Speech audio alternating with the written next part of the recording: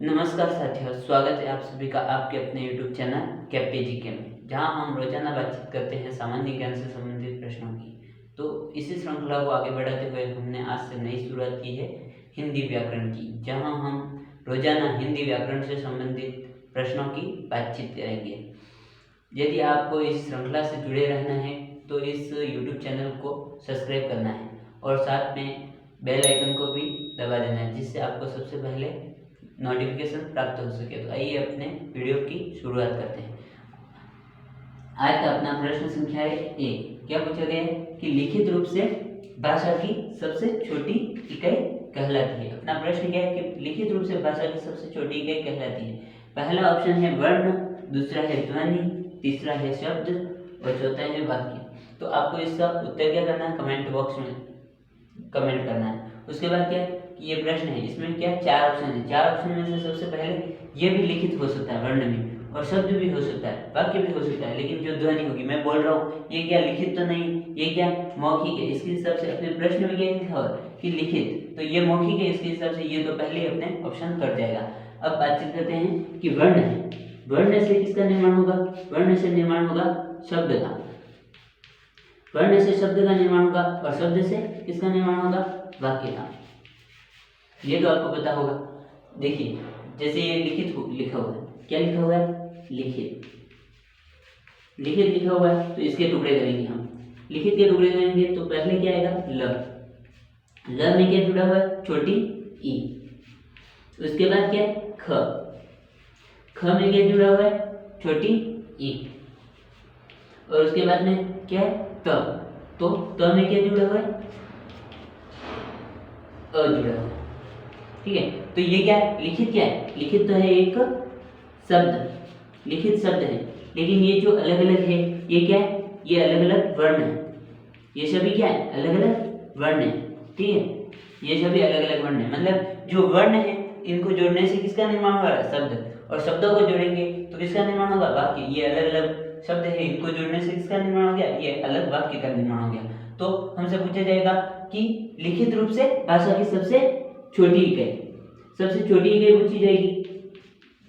लिखित रूप से क्या, दो शब्द आएंगे, लिखित रूप से भाषा की सबसे छोटी इकाई, तो वर्ण आएगा, और लिखित रूप से भाषा की सबसे बड़ी इकाई पूछी जाएगी। एक तो छोटी पूछी जाएगी और एक सबसे बड़ी इकाई पूछी जाएगी।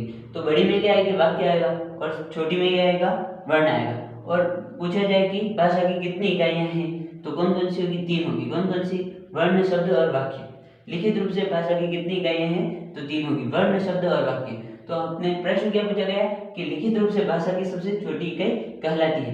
तो सबसे छोटी पूछा है और ये तीनों लिखित है, तो क्या सबसे छोटी इकाई वर्ण आ गई, तो इसका उत्तर क्या होगा, अपना वर्ण होगा। तो इसका उत्तर हो गया अ। इसके बाद इसको मैं एक बार मिटा देता हूँ।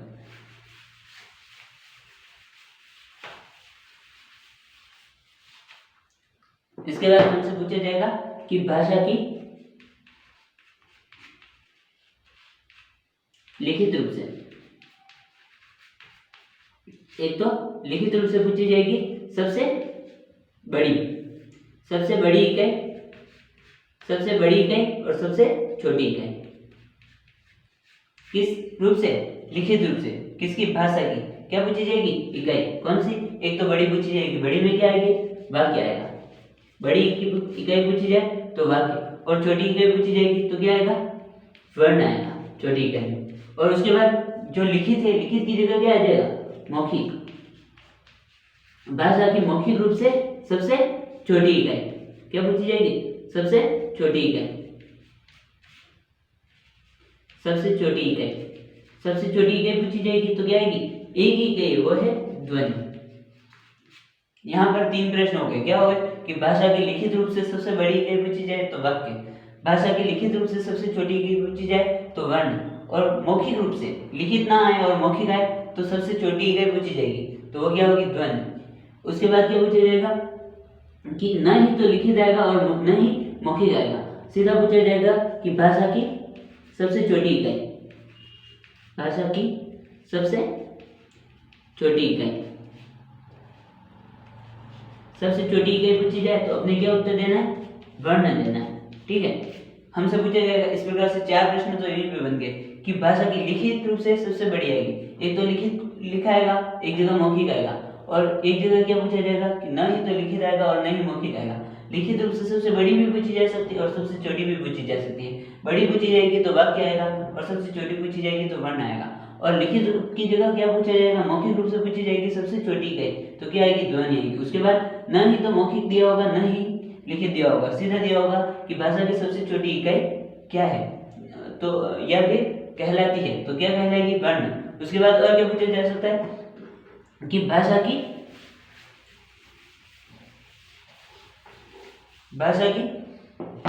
अर्थ क्या है, अर्थ के आधार पर सबसे छोटी इकाई।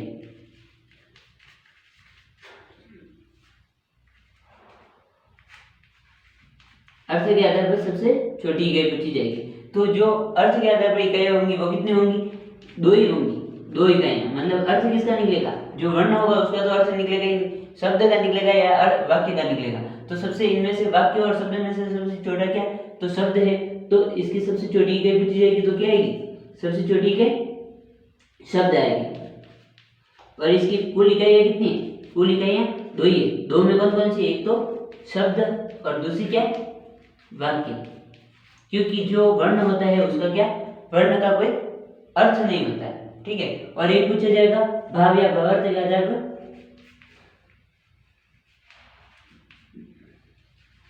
भाव या भावार्थ के आधार पर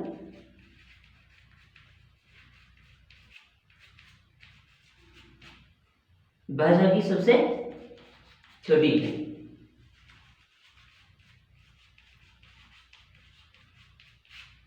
छोटी इकाई, भाव या भावार्थ के आधार पर भाषा की सबसे छोटी इकाई, तो उसका उत्तर क्या होगा।